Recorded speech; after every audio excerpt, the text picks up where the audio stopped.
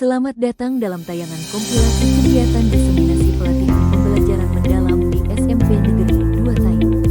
Kegiatan ini menjadi wadah bagi kepala sekolah dan Bapak Ibu guru untuk saling berbagi, berkolaborasi, serta menguatkan praktik pembelajaran yang bermanfaat bagi peserta didik.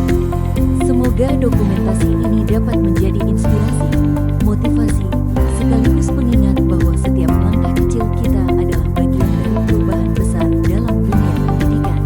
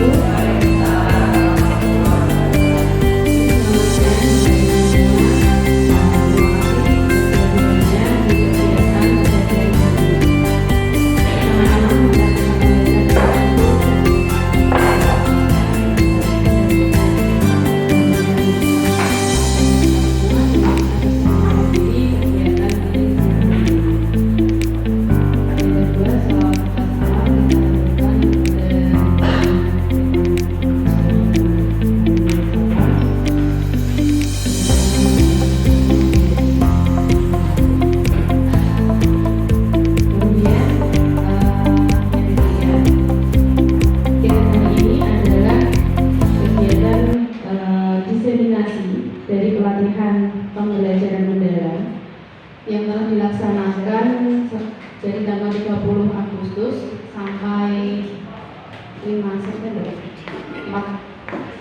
Yang ini itu 5 September di SMP Negeri 7 Pati dan akan tetap berlangsung sampai bulan November di 2025. Dan kegiatan hari ini nanti akan ada pemaparan materi dari Bapak Fajar, dengan Widi, pengurus dan pengurus. Untuk materi yang akan disampaikan, yang pertama adalah tentang growth mindset, kemudian yang kedua adalah konsep PM atau pembelajaran mendalam, kemudian yang ketiga adalah perencanaan PM, dan yang keempat adalah assessment PM berupa evaluasi dan refleksi. Di mana nanti kita juga akan belajar tentang telaah RPPM atau rencana pelaksanaan pembelajaran mendalam. Baik, kita masuk ke acara yang pertama, yaitu pemaparan materi dari Pak Fajar Setiawandono tentang growth mindset atau pola pikir bertumbuh. Aku dan Pak kami silakan. Belajar dan berusaha, sedangkan pola pikir tetap atau fixed mindset, keyakinan bahwa kecerdasan dan keterampilan bersifat tidak tetap yang tidak banyak bisa diubah. Yang biasa dijadikan topeng, wis iki takdire ngono ya, wis ini sebagai takdir saya, kan tidak bisa, karena sebagai manusia kan wajib selain berdoa juga berusaha. Nah, ini pola pikir tetap. Ini agak ke atas ya, Sob. Pola pikir tetap ini ketika menghadapi tantangan pasti menghindar.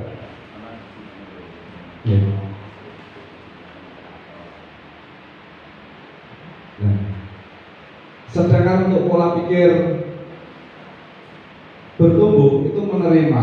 Seperti contoh di sini tantangan kami selaku kepala sekolah di sini apa?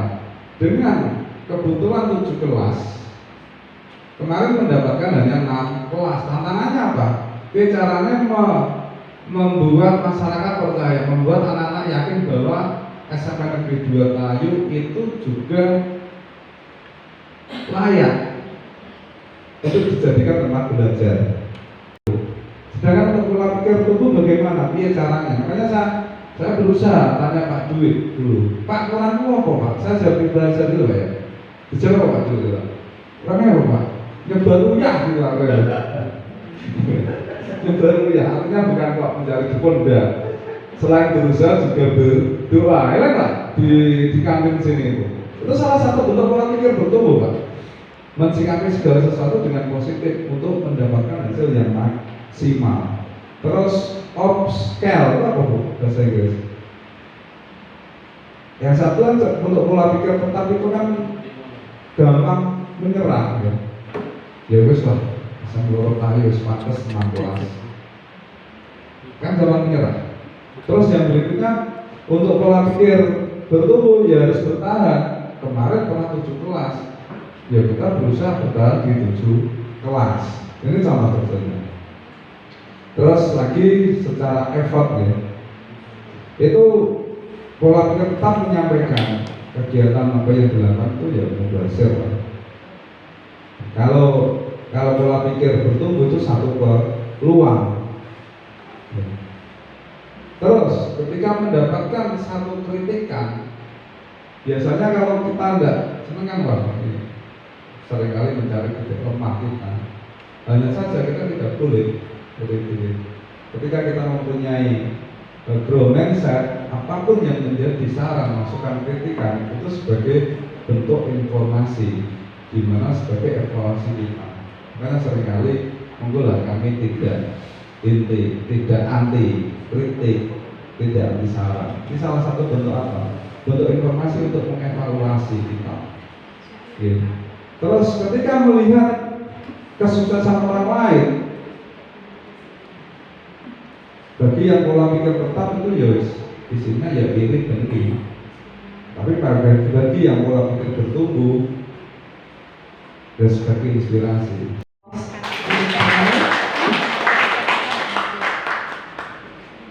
Kemudian kita akan beranjak ke materi selanjutnya, yaitu tentang konsep PM yang nanti akan dibawakan oleh Ibu Guru. Tahun yang keempat kami persilakan.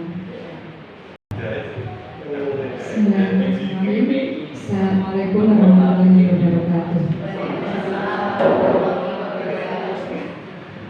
Masih semangat ya Bapak Ibu? Ya, saya tidak akan berlama-lama di sini karena materinya sudah saya kompres Bapak Ibu. Ini materi 6 hari, kemudian saya itu menjadi 15 menit. Ya, jadi mohon maaf jika nanti hanya gelundungan-gelundungannya saja. Tetapi saya percaya Bapak Ibu di sini semuanya sudah hatam apa itu pembelajaran mendalam.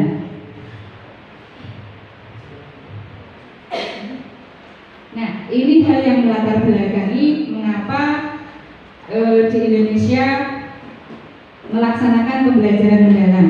Mungkin perlu kita tekankan sekali lagi bahwa PM atau pembelajaran mendalam ini bukanlah kurikulum.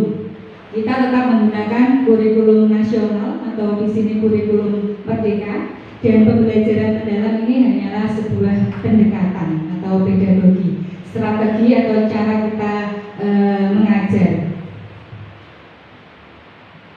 Hal yang melatar belakangi terlaksananya pembelajaran mendalam adalah mengenai kondisi pendidikan kita, di mana murid-murid kita masih dalam tahap LOTS atau Lower Order Thinking Skill berdasarkan studi internasional mengenai asesmen murid PISA gitu ya. Kemudian juga dilatar belakangi oleh bonus demografi 2035. Di sini bisa kita terjemahkan bahwa prediksinya di tahun 2035 ini kita memiliki sumber daya manusia yang melimpah, sumber daya manusia di usia produktif yang begitu melimpah, yang mana jika hal ini tidak ditanggapi dengan benar, itu justru akan menjadi sebuah tantangan, misalnya pengangguran di usia produktif dan lain sebagainya. Jadi pembelajaran mendalam itu bisa kita buat konsepnya dengan satu bagan yang ada di depan ini, yaitu pembelajaran yang berprinsipnya ada BBM, berkesadaran, kemudian bermakna dan menggembirakan.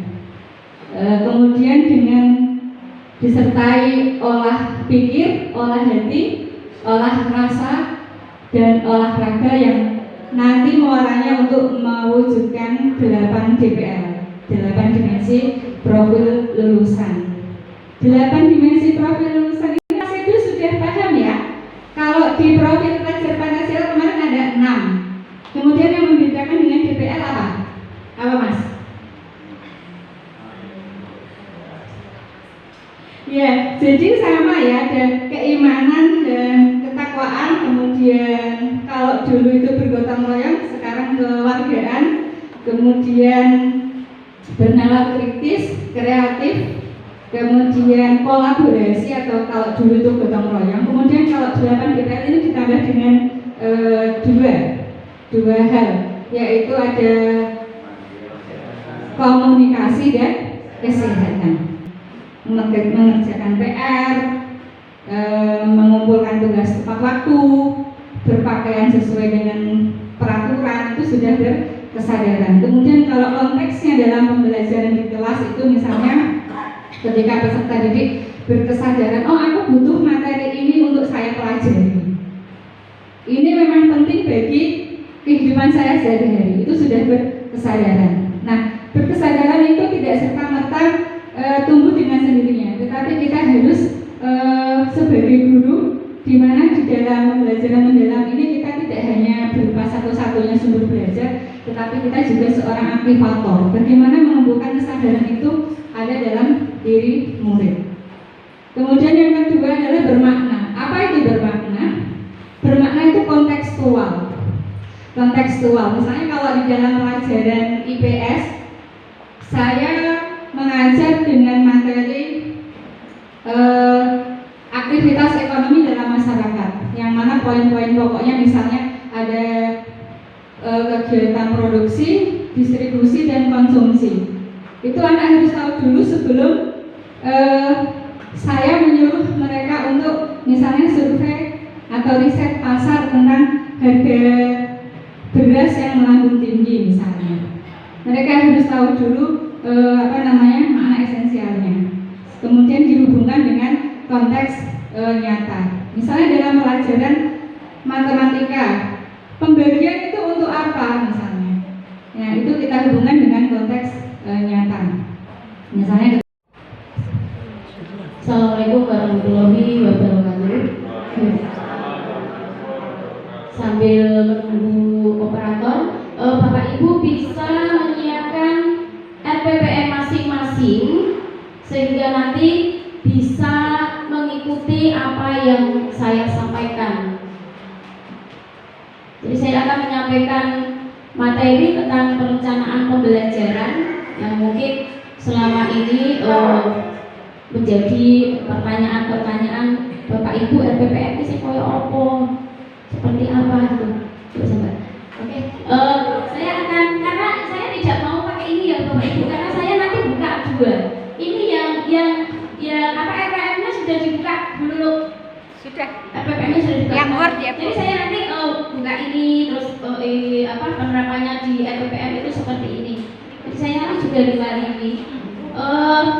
Untuk perencanaan pembelajaran mendalam itu nanti dibagi menjadi 4 bagian Bapak Ibu. Jadi bisa dibuka RPPM masing-masing. Yang pertama yaitu identifikasi. Pada bagian identifikasi nanti Bapak Ibu bisa mengidentifikasi, monggo Bapak Ibu yang mau mengambil RPPM dipersilakan.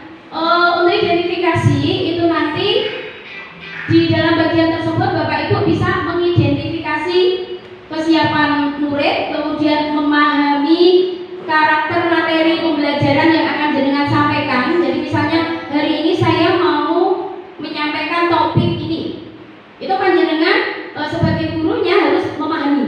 Jadi topik ini nanti tak gawe seperti apa.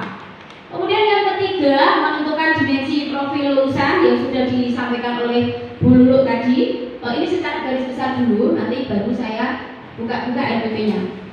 Kemudian yang kedua, setelah membuat identifikasi, kita membuat desain pembelajaran.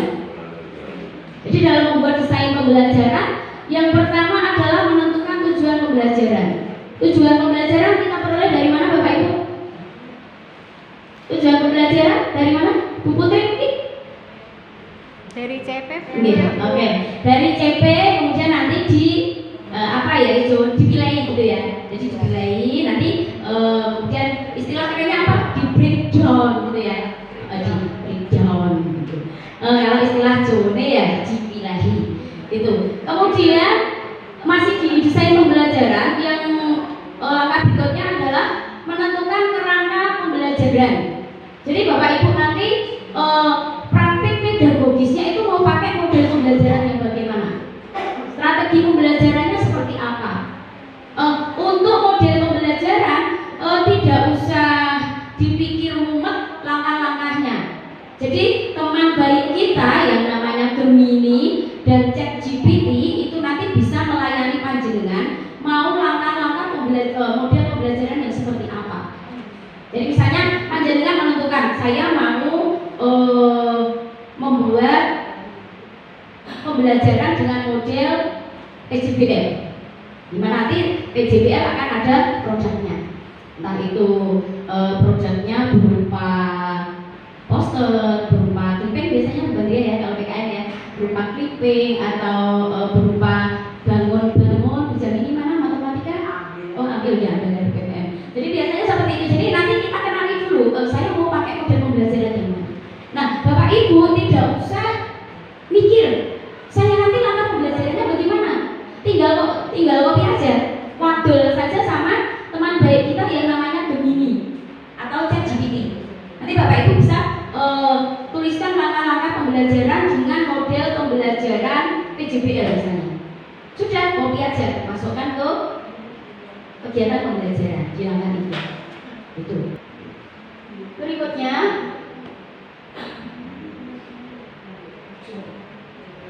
ini KPD-nya nih Bapak Ibu. Nah, jadi satu pertemuan itu ada dua, yang ini ada es batu.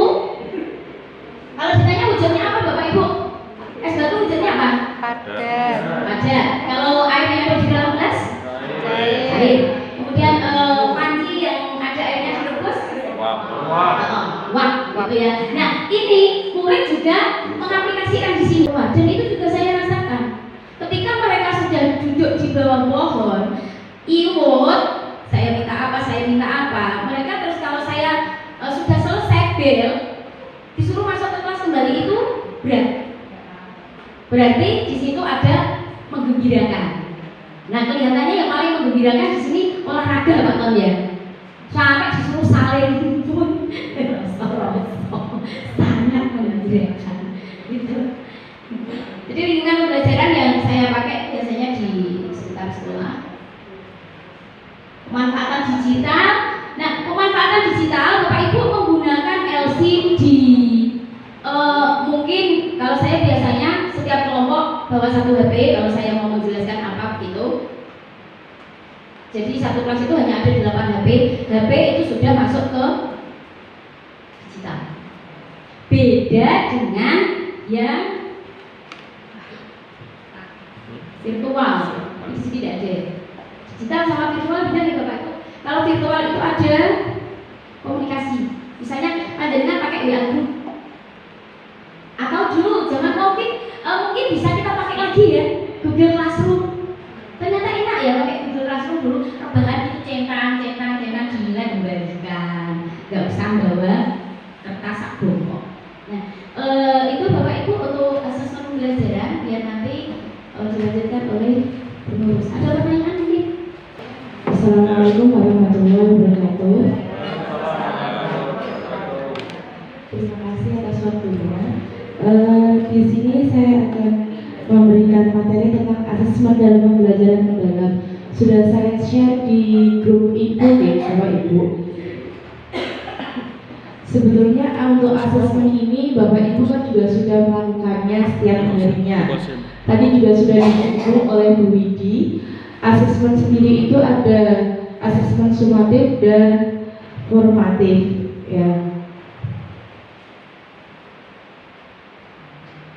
Di sini asesmen itu sendiri adalah proses pengumpulan dan pengolahan informasi untuk mengetahui kebutuhan belajar dan capaian pembelajaran atau hasil belajar murid. Langsung saja. Ada beberapa prinsip asesmen itu sendiri ada 3 Bapak Ibu. Yang pertama itu berkeadilan. Pendidik ya melakukan penilaian yang tidak bias oleh latar belakang identitas atau kebutuhan khusus peserta didik. Jadi tidak memberikan si A karena dekat dengan saya, tidak. Jadi harus betul-betul karena memang hasil dari anak itu sendiri belajarnya.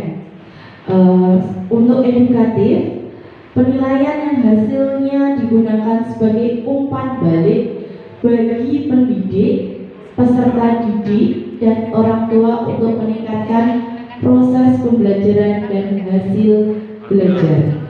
Untuk secara objektif, itu penilaian yang didasarkan pada informasi faktual atas pencapaian perkembangan atau hasil belajar peserta didik. Biasanya kita lakukan di masa akhir pembelajaran, yaitu berupa rapor pembelajaran.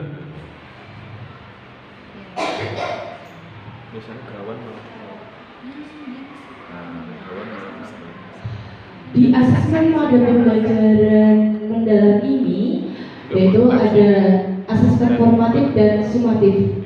Asesmen formatif itu perlu dibuatkan untuk memberikan umpan balik selama proses pembelajaran. Tadi sudah disampaikan oleh Bu Widi, ada proses pembelajaran, awal pembelajaran, proses pembelajaran, dan akhir pembelajaran itu sendiri. Nah, di PM itu ada yang kita pahami, yaitu memahami, mengaplikasi, dan merefleksikan.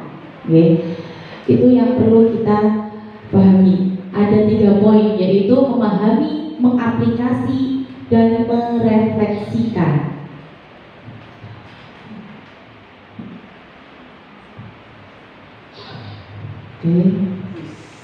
Untuk asesmen ini di pembelajaran mandiri itu ada 3 tujuan pembelajaran. 3 tujuan asesmen, yaitu memahami sejauh mana kedalaman pemahaman telah dicapai oleh siswa itu sendiri. Yang kedua, merancang aktivitas belajar yang mendorong murid untuk naik ke tingkat pemahaman yang lebih kompleks. Dan yang ketiga, memberikan umpan balik yang lebih tepat sasaran berdasarkan level pemahaman.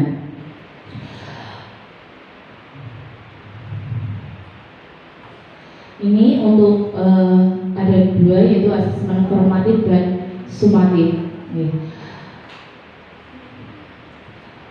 Kalau asesmen formatif itu berada di awal pembelajaran dan dalam prosesnya.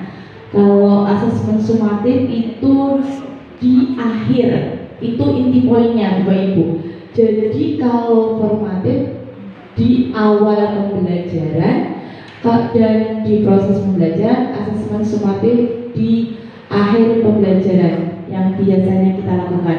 Hampir sama dengan asesmen yang lalu.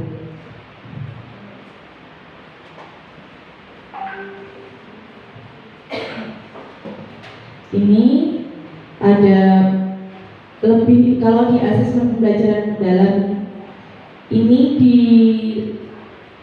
ditekankan pada asesmen autentik dan holistik. Ya, bisa dibaca sendiri. Kalau autentik itu lebih ke realita kehidupan, kalau holistik itu keseluruhan aspek kemampuan siswa secara utuh dan terpengaruh, ya, dari pengetahuannya, keterampilan, sikap, itu holistik.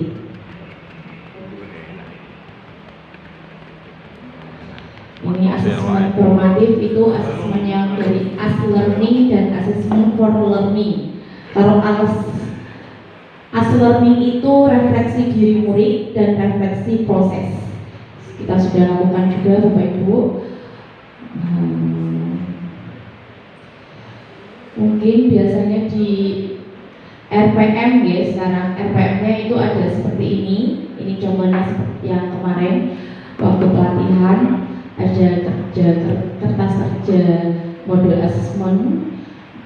Ini nanti kita munculkan di RPM-nya kita. Ada tujuan pembelajarannya, terus penilaian formatif atau sumatifnya juga kita tentukan. Nanti dimunculkan di RPM-nya Bapak Ibu masing-masing. Selanjutnya ada ini, kalau yang analisis refleksi itu pun juga ada. Ya, kalau ini nanti kita juga berikan di RPM-nya, kita cantumkan, yaitu ada aspek analisisnya, terus ada kelebihan tantangannya apa ketika Bapak Ibu ini apa menghadapi siswa-siswi di kelas. Terus kelebihannya itu apakah dari murid atau Bapak Ibu juga panjenengan cantumkan di RPM-nya masing-masing. Terus ada rencana perbaikan itu juga bisa dari jenengan, ya, dari gurunya. Terus catatan umpan balik itu juga untuk panjenengan bisa catatkan. Ada refleksi pribadi juga. Oke, ngoten dari saya untuk tentang asesmen pembelajaran mendalam. Ngoten suwun.